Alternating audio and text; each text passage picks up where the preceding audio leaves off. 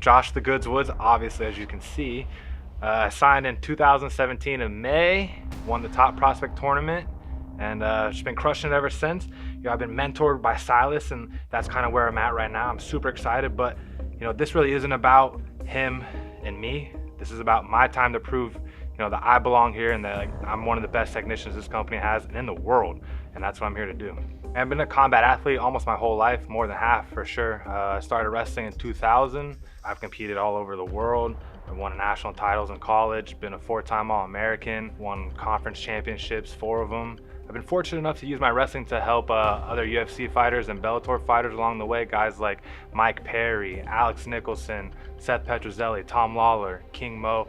And I really enjoyed doing those things, and that's kind of what led me to wrestling. To be competing in the pure tournament, I think it really showcases just a lot more of someone's technical ability, because I'm more than just a guy that can throw people or a guy that can hit really hard. I can do all those things exceptionally well, but I think I can bring my technical abilities and showcase them a little bit more. I could spend hours just grappling, rolling around, and just having fun, and that's going to show when I step in the ring and I can really just kind of let loose and have at it. Everyone's got a plan to get punched in the face, right? That's the saying.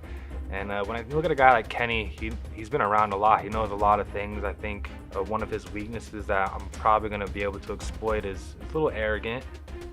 Sorry, dude. And he's kind of a showboater. A lot of guys like to do things that look cool or are impressive, but they kind of miss the little things. I got to wrestle Kenny late 2017 when he was a television champion. Kenny's a locker room leader. Everyone respects him. He's a veteran of the business, that's for sure. And I was a little intimidated when we first matched up. Kenny asked about my training and things like that, and I told him I had been coaching at a school in Orlando, and he kind of laughed at me a little bit, like, who are you teaching? And I was like, what? I've never had someone kind of question my ability like that before. It didn't make me angry. I felt more insulted, I think. I've never really doubted myself as far as an athlete. Is a guy I respected and looked up to, and for him to question my ability to teach or coach someone in the things that I'm great at really motivated me to rise up and elevate. Also, one, to earn Kenny's respect, and I think that's something that's really important to me, and to showcase that, hey man, dude, I deserve to be here, and you're gonna give me the respect that I earned. So Silas is in the pure tournament too. This was supposed to be my thing originally, so he's trying to be like me. I get that. It's an admirable trait. We could be in the finals together, and I know he'd be like, hey man, you need to lay down for me, I've earned this. He wouldn't even be happy that I'm in it and I made it to the finals. But this isn't about that, and I don't care if it was Silas across from me, my own brother, my dad. I'll open hand slap him, and then I would wrestle him and beat him. That's what would happen. I've never been out wrestled. I've never been out struck. I've never been out submissioned. Is that even a word when I say that? I've never had those things happen to me, and I don't think that's gonna happen now. I trust in my training. I haven't been one of those guys that makes it and sits around and does nothing. I haven't spent this quarantine time eating bonbons and watching TV. I've been training every day. I haven't taken time off, so you're gonna see a different Josh Woods than what you're normally used to seeing.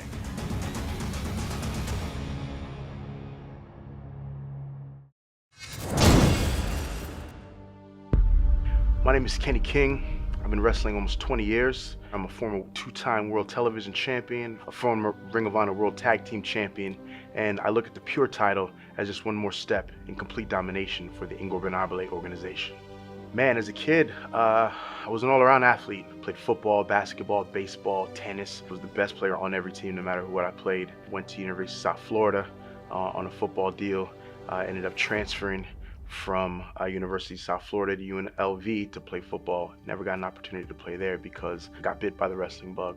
My very first wrestling experience is Tough Enough. I was a tough enough kid. I was an athlete that just kind of got pulled out of the thousands that applied. We fought, we got beat up, we bled to compete for a contract. So I literally walked right off the football field into the wrestling ring.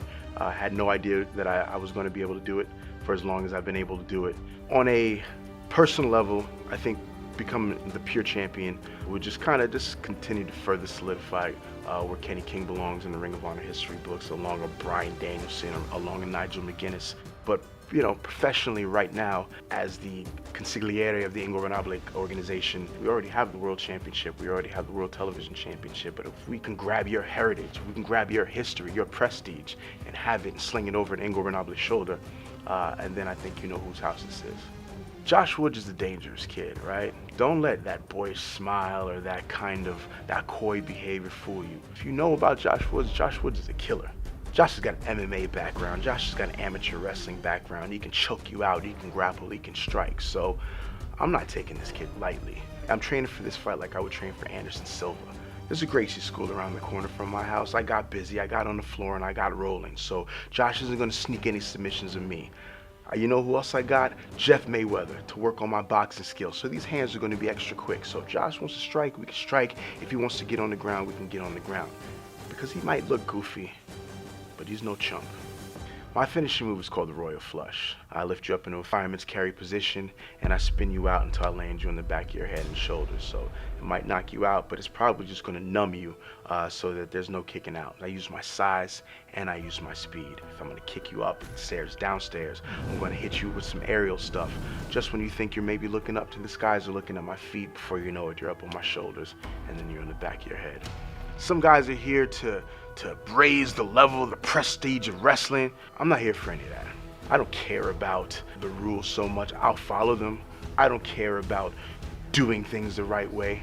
I'm here as an Ingobernable, and Ingobernables don't follow the rules. We just do what we gotta do. It's simple, Josh. Forget your training. I know you've been hanging out with Silas Young. I know you've been getting under his tutelage. Don't call him. Silas Young can't beat Kenny King. You better use your 3 lifelines and call somebody else. Call Ip Man, call Jackie Chan, call Master Splinter, call Mr. Miyagi, call Ghostbusters, damn it. Because I'm gonna be like a ghost in that ring. It's gonna be 2, 3, maybe 4 on me. But before you know it, it's gonna be the end of you. You might be good, kid, but you know K-I-N-G King.